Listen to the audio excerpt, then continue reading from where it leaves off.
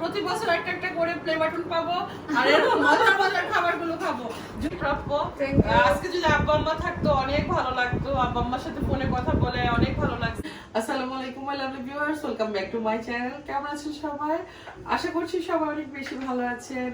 আজকে কিচেন থেকে ব্লগ শুরু করে দিলাম আর রান্না বান্না করবো, এখানে সব রেডি করে নিয়েছি। তো আশা করি আজকের ব্লগ বরাবর মতো এনজয় করবেন। এখন স্টকে হলো আমরা রান্না করব গরু মাংস দিয়ে ফ্রাইড রাইস, একটা চাইনিজ খাবার করব।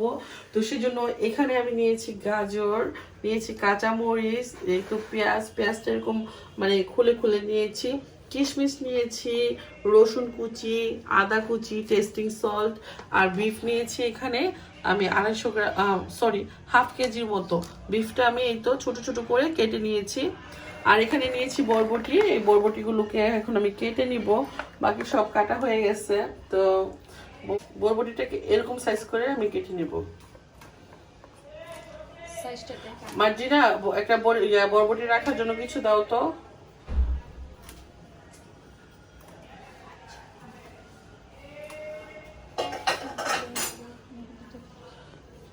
তো এই সাইজটা করে আমি বরবটিটাকে কেটে নিচ্ছি।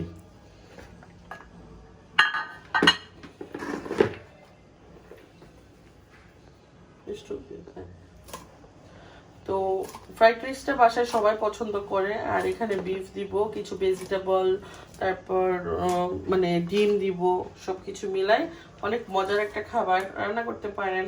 আমি রেসিপিটা দেখানোর চেষ্টা করব। এভাবে করে সবগুলো বরবটি কেটে নিব। তার আগে আমি একটু পানি বসাই নিই। আমি হলো এখানে ফ্রাইড রাইস করার জন্য আজকে এই রাইসটা আমি ইউজ করব। এই তো এটা হলো বাসমতি রাইস, আর এখানে 1 কেজি বাসমতি চাউল আছে। তো এইখান থেকে আমি পুরো চাউলটা নেব না, আমার প্রয়োজন যতটুকু ঠিক ততটুকুই নেব। তো এখন হলো চাউলটা সিদ্ধ করার আগে চাউলটাকে কিছুক্ষণ ভিজিয়ে রাখতে হবে। এখন আমি চাউলটা আগে ভিজিয়ে নিই, তারপর আমি বরবটিগুলো কেটে নেব। তো এখানে 1 কেজি বাসমতি চাউল আছে। 1 কেজি বাসমতি চাউলের দাম নিয়েছে 290 টাকা। তো এই চাউলটা মানে খুবই ভালো, আমি প্রায় সময় রান্না করি। তো আজকে আমি পুরো চাউলটা নিব না, আমি 250 গ্রামের মতো রেখে দিব।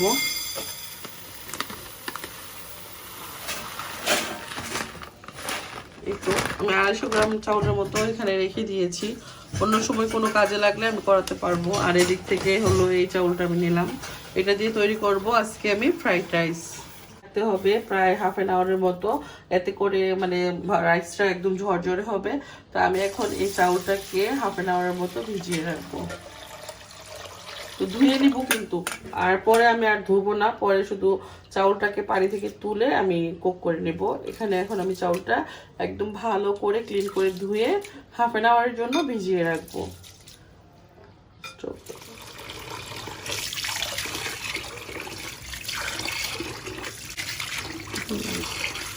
এই চাউলটা কিন্তু খুব আলতো হাতে ধুয়ে নিতে হয়। আমার চাউল ধোয়া হয়ে গেছে।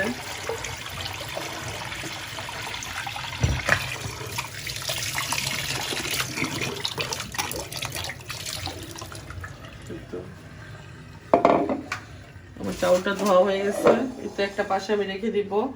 আর এদিক থেকে আমি এই হাঁড়িতে চাউলটা কুক করার জন্য 1 হাঁড়ি পানি বসিয়ে দেব।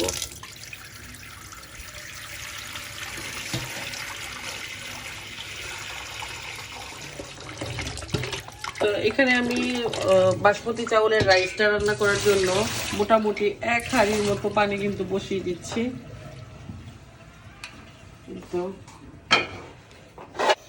তো আমি যেই পানিটা বসাই দিলাম, এখানে হলো আমি রাইসটাকে রান্না করার জন্য পানি বসাইছি। এটা যখন টক বগে ফুটে উঠবে তখন কিন্তু আমি এখানে বাসমতি চাউলটা যে ধুয়ে রাখছি সেটা দিয়ে দিব। তার আগে দিয়ে দিচ্ছি যে 4টা এলাচ, আর এখানে আমি দিয়ে দিচ্ছি হলো লবণ দিব। আর তার আগে একটু তেল দিয়ে দিচ্ছি। রাইসটা যখন রান্না করব, রাইসটা যেন একটা আরেকটার সঙ্গে লেগে না যায়, সেজন্য কিন্তু এখানে আমি তেল দিয়ে দিলাম। আর লবণ দিয়ে দিচ্ছি। এই তো লবণটা আমি আরো একটু ইউজ করব, কারণ লবণ এখানে পানি অনেক বেশি, তো সেজন্য কিন্তু লবণটা দিতে হবে পরিমাণ মতো, যাতে করে আমার মানে রাইসের মধ্যে লবণটা ঠিক মতো লাগে, নতুবা খেতে টেস্ট হবে না কিন্তু। আর রাইসের যতটুকু দরকার লবণ, রাইস কিন্তু ঠিক ততটুকু লবণই এখান থেকে নিবে। তো এখন এই পানিটা টকবকে ফুটে ওঠা পর্যন্ত আমি ওয়েট করতেছি। তো ফ্রাইড রাইস রান্নার জন্য কিন্তু বাটার দিয়ে করলে সব থেকে বেশি টেস্টি হয়। আর আপনারা চাইলে সাদা তেল দিয়েও করতে পারেন, আমি বাটার দিয়ে রান্নাটা করব। আর বাচ্চারা খেলে, যেহেতু বাচ্চারা এটা খেতে পছন্দ করে, তাই বাটারটা দিয়ে করলে কিন্তু রান্নাটা সুন্দর হয়, বাচ্চারা খেতেও পছন্দ করে। আমার এখন এখানে এই বাটারটুকু লাগবে, বাকি যতটুকু লাগে আমি পরে ইউজ করব। এখন আমি হাঁড়িতে বাটার দিয়ে আমি সব সবজিগুলো ভেজে নিব, তারপর আমি বিফটাও ভেজে নিব। বিফটা এখনো মানে ভাজি নাই কিন্তু, আর সবজিগুলো ভাজার জন্য বাটারটা দিয়ে দিলাম। প্রথমে আমি বরবটিগুলোকে ভেজে নিচ্ছি কিন্তু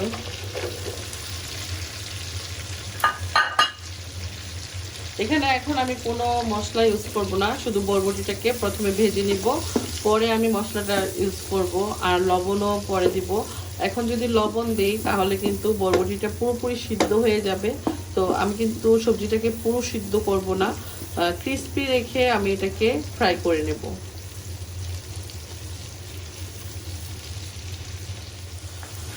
বরবটিটা কিন্তু ভাজা হয়ে গেছে, মানে মোটামুটি আর কি, ফুল ভাজি নাই, এটা 80% ভাজা হয়েছে, আর বাকি 20% আমি পরে রাইসের সঙ্গে ভেজে নেব। এখন আমি এই বরবটিটাকে এখান থেকে নামিয়ে নেব।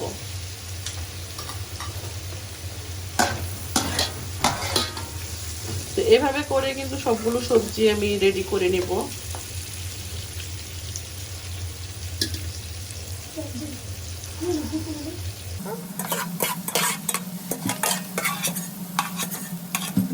হলো গাজরটা দিয়ে দিচ্ছি।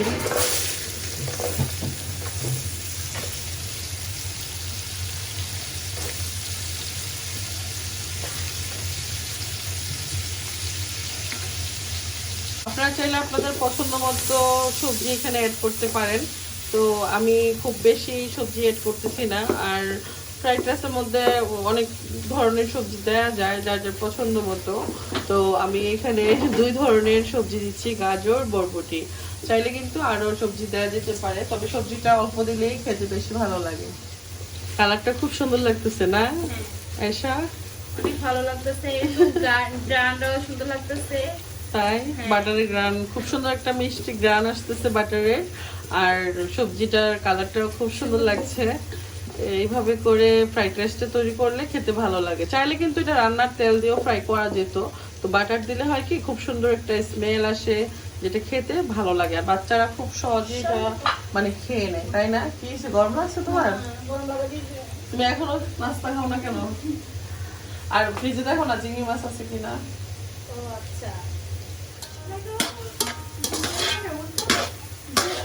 তো আমার এই তো গাজরটাও কিন্তু ভাজা হয়ে গেছে, এখন আমি এটা নামাই নেব। এই মার্জিনা, মার্জিনা, মার্জিনা, হ্যাঁ মার্জিনা, ওই জালটা কমাই দাও।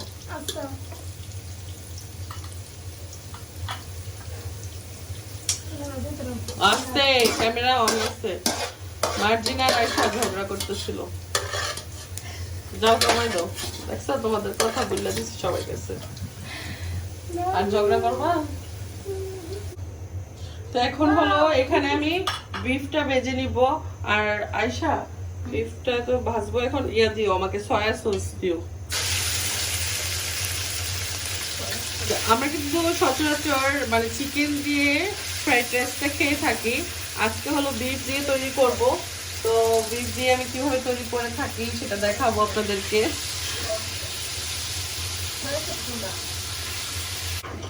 এতক্ষণ কিন্তু আমি লবণ টবণ কোনো কিছু ইউজ করি নাই, এখন আমাকে লবণ ইউজ করতে হবে, যেহেতু বিফ সিদ্ধ হতে একটু টাইম লাগে। তো সেই জন্য কিন্তু এখন আমি লবণ দিয়ে দিচ্ছি পরিমাণ মতো, খুব বেশি না, কারণ এখানে আমি সয়া সস ইউজ করব। আমি কয়েক টাইপের সস এখানে ইউজ করব, যেগুলোতে প্রচুর পরিমাণ লবণ দেওয়া আছে, তাই আমি মানে এখন লবণের পরিমাণটা কম দিলাম।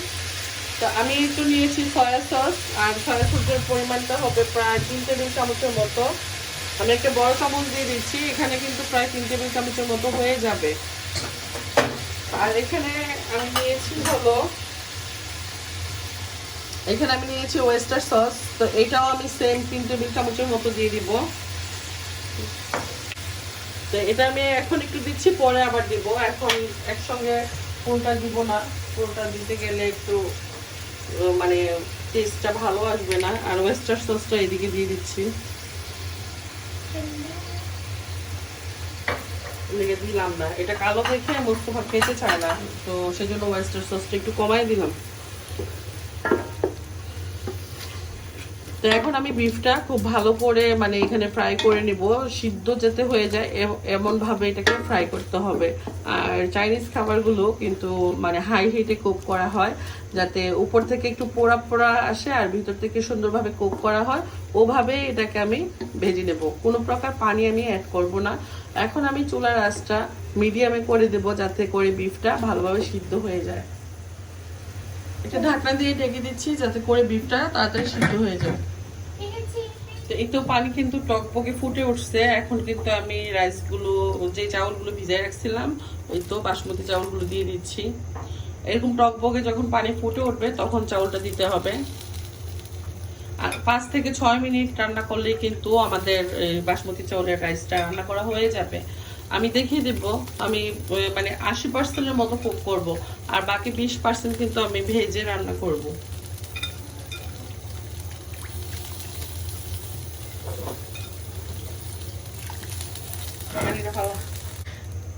এদিক থেকে বিফ থেকে ভালোই দেখলাম হয়তো পানি উঠছে, তো বিফটা এখন আমি নাড়াচাড়া করে দিচ্ছি।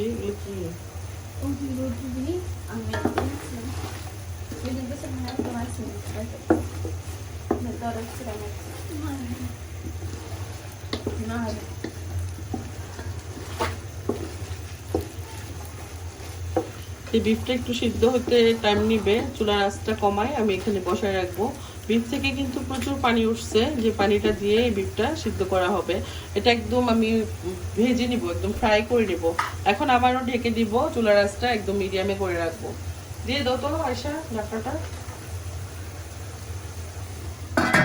তো আমি যদি এই অবস্থাতে এই রাইসটা নামাই নেই তাহলে কিন্তু একটু শক্ত শক্ত থাকবে, আর এটা যদি আরো একটু কুক করে নেই তাহলে কিন্তু মানে সুন্দর হবে।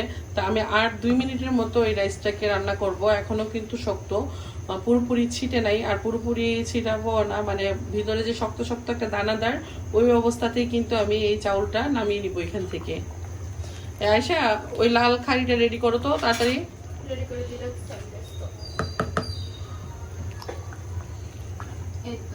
ওই জায়গা খালি করো বেশি।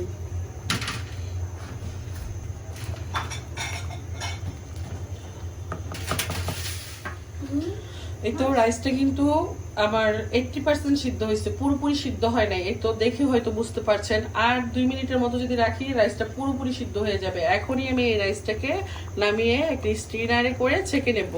এই অবস্থাতে কিন্তু নামিয়ে নিতে হবে। এই তো দেখে হয়তো বুঝতে পারছেন। আমি আর একটু এটাকে জাল দিব না, চুলাটা আমি এখনই অফ করে দিব, আর আমি একটা চাকনিতে করে এটা ছেঁকে নিব।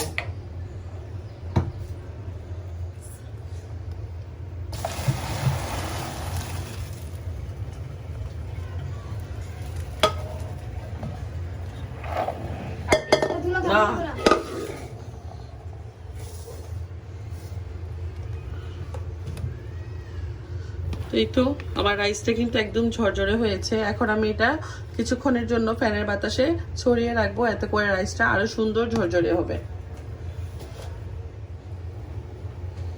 এই তো, আর এভাবে ছড়ায় না দিলে হবে কি, গরম ভাপে ভিতরের রাইসগুলো কিন্তু আরো সিদ্ধ হয়ে যাবে।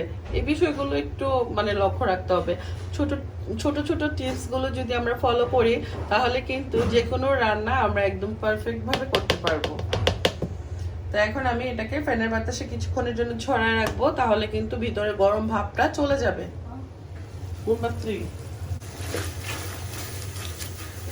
বিফটা সিদ্ধ হয়ে গেছে। এখন এখানে আমি দিয়ে দিব রসুন কুচি। এই বাটারের মধ্যে কিন্তু রসুন কুচি, আদা কুচি, এগুলোকে ভেজে নেব। আর বিফটা সুন্দরভাবে সিদ্ধ হয়ে গেছে। আর এইভাবে বিফ দিয়ে ফ্রাইড রাইস করলে কিন্তু খেতে অসম্ভব মজা হয়। আমি দিয়ে দিচ্ছি রসুন কুচি, দিয়ে দিচ্ছি আদা কুচি, এগুলো একটু ভেজে নেব।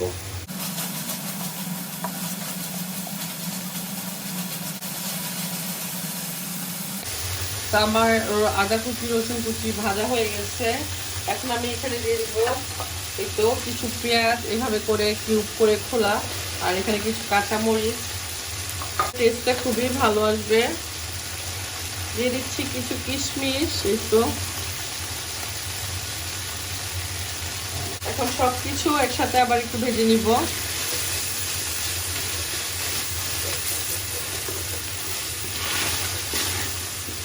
আয়শা, আয়শা, রাইসটা নিয়ে আসো তো ডাইনিং রুম থেকে।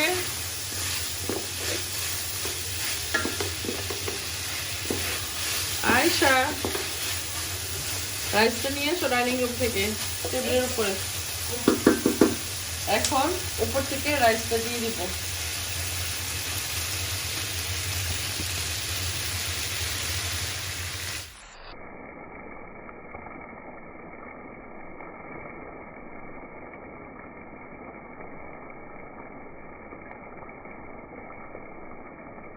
এই তো এখন রাইসের সঙ্গে বিফ মিলিয়ে নিব। চুলা রাসটা একটু কমাই দাও পয়সা।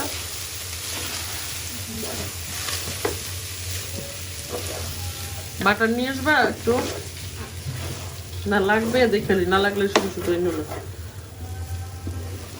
লাগবে না, ঠিক না? তো এখন আমি এখানে সবজিগুলো দিয়ে দিব, যে সবজিগুলো আমি ভেজে রেখেছিলাম। এখানে তো 2 পদের সবজি আছে।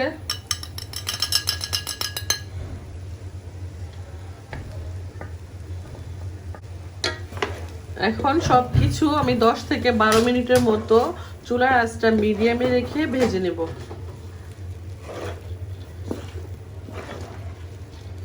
এভাবে অনবরত নাড়তে চাড়তে থাকবো। আর রাইসগুলো কতটা ঝরঝরে হয়েছে আশা করি দেখেই বুঝতে পারছেন।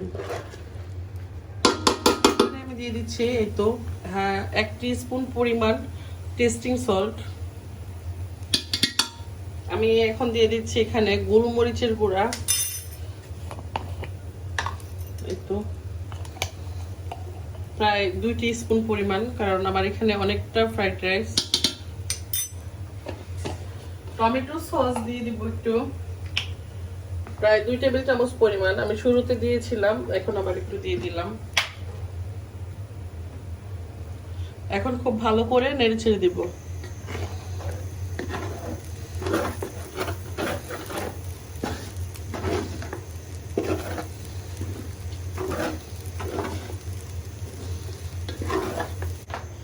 একটা টিপস বলে দিচ্ছি, আমরা যদি একসঙ্গে একটু বেশি ফ্রাইড রাইস করি সেই ক্ষেত্রে কিন্তু খুব বেশি নাড়াচাড়া করতে করতে এগুলো ভেঙে যায়। তো সেজন্য আমরা একটা কাজ করতে পারি, যেহেতু আমরা বাসায় এটা রান্না করব, একটু বড় ফ্রাই প্যানের মধ্যে মানে অল্প অল্প করে নিয়ে ভেজে তারপর কিন্তু আমরা একটা সার্ভিং ডিশে সার্ভ করতে পারি, অথবা একটা কোথাও রেখে দিতে পারি, যেটা আমরা মানে পরে খেতে পারবো। আর এভাবে যদি আমরা ফ্রাই করি খেতে এটা ভীষণ ভালো হবে। তো আমি এদিকে একটা প্যান বসাই দিলাম অলরেডি, আর এই প্যানের মধ্যে আমি অল্প অল্প করে ফ্রাইড রাইসটাকে ফ্রাই করে নিব। এতে করে ফ্রাইড রাইসের মধ্যে খুব সুন্দর একটা স্মোকি ফ্লেভার আসবে, যেটা খেতে খুবই ভালো লাগবে। তো এই টিপসটা ফলো করতে পারেন। অল্প একটু বাটার দিয়ে দিচ্ছি, যেহেতু ফ্রাই প্যানটা মাত্র বসালাম। আর ওই দিক থেকে আমি কিছুটা রাইস এখানে দিয়ে দিব। একটু এই লাইরো না, শুধু শুধু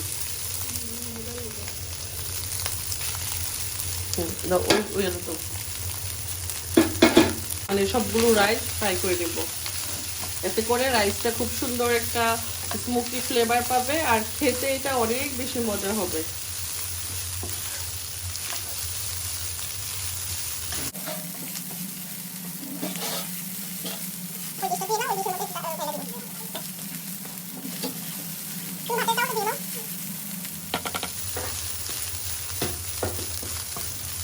তো রাইসটা কিন্তু ফ্রাই হয়ে গেছে, দেখুন কতটা ঝরঝরে আর কত মানে সুন্দর হয়েছে, দেখেই বোঝা যাচ্ছে, তাই না?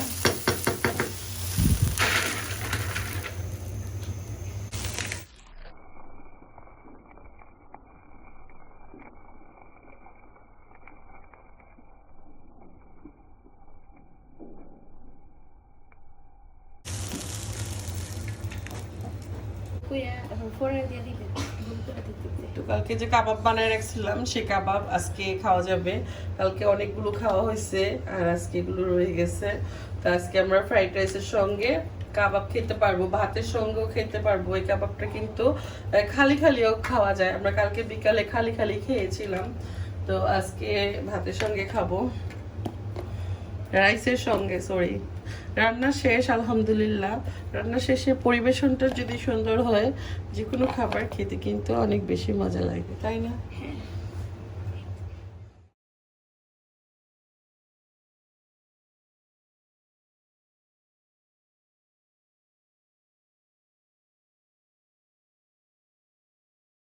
তুমি বন্ধ করে রাখছিলা?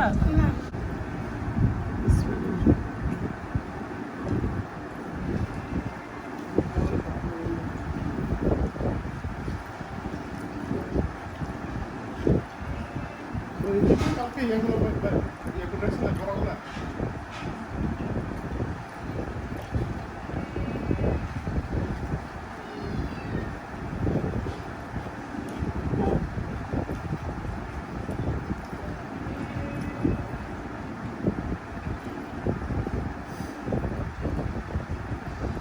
ঠিক আছে।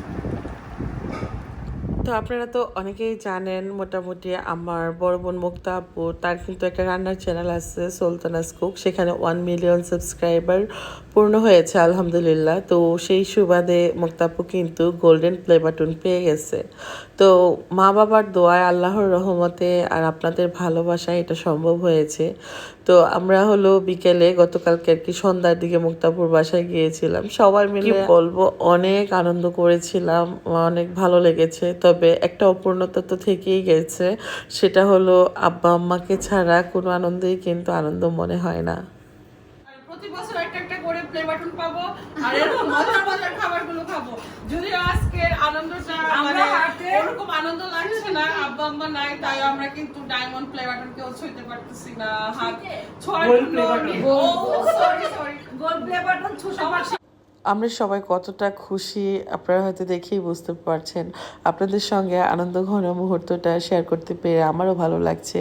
তবে একটা উপূর্ণতা সেটা রয়ে গেছে, সেটা হলো আব্বা আম্মা যদি থাকতো আজকে অনেক খুশি হতো। বাবা মা যখন শুনলো মুক্তাপুর গোল্ড প্লে বাটন চলে আসছে, আব্বা মা অনেক খুশি হয়েছে। আসলে বাবা মা এত দোয়া করে যেটা আসলে বলে বোঝানো যাবে না। বাবা মার জন্য সবাই দোয়া করবেন, আমিও দোয়া করি আল্লাহ সবাই বাবা মাকে ভালো রাখুক। আব্বা আম্মার অনেক দোয়ার ফল যে মানে গোল্ড প্লে বাটন আল্লাহর রহমতে আমার বোন পেয়েছে। আপনাদের ভালোবাসা, আল্লাহর রহমত সব কিছু মিলিয়ে আলহামদুলিল্লাহ এই ইউটিউবে রান্নার চ্যানেলে গোল্ড প্লে বাটন পাওয়াটা কিন্তু এত বেশি সহজ না। অনেক কঠোর পরিশ্রমের পর আল্লাহ কিন্তু এই ডাক কবুল করেছে।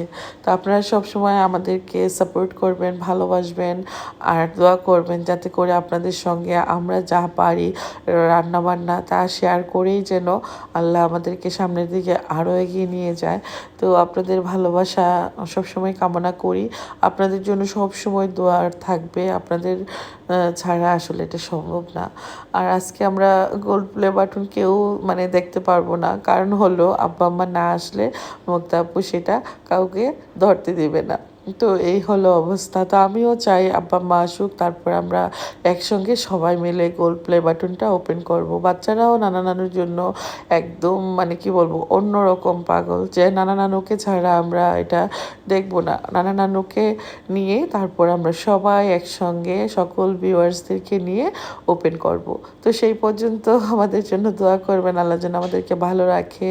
আপনারা সবাই ভালো থাকবেন। আজকের মতো বিদায় নিয়ে নিচ্ছি। গোল্ড প্লে বাটন আসার পর মুক্তা আপু আমাকে ফোন দিচ্ছিল বাসায় যেতে, তো আসলাম। এখন আমাদের যে নাতি মুক্তা আপুর উকিল মেয়ের মানে ছেলে, তো সে আবার একটা ছোট কেক কিনে নিয়ে আসছে। সবাই মিলে আমরা এই কেকটা কাটবো, একটু আনন্দ করব, এই তো আর কি। তা আমি কোনো কিছু নিয়ে যাই নাই আজকে, নেওয়ার ইচ্ছে ছিল। তো ওরা খুব চাইতেছিল আসো আসো, তো রান্নাবান্না করে অনেকটা টায়ার্ড ছিলাম, তারপর চলে গেলাম আর কি। তো সবাই মিলে অনেক আনন্দ করেছি আলহামদুলিল্লাহ। আল্লাহ যেন আমাদেরকে সবসময় এরকম হাসি খুশি রাখে, আল্লাহ যেন সবসময় সবাইকে সুস্থ রাখে, আপনারাও ভালো থাকেন, সুস্থ থাকেন, সেই দোয়া করি। আজকের মতো বিদায় নিয়ে নিচ্ছি।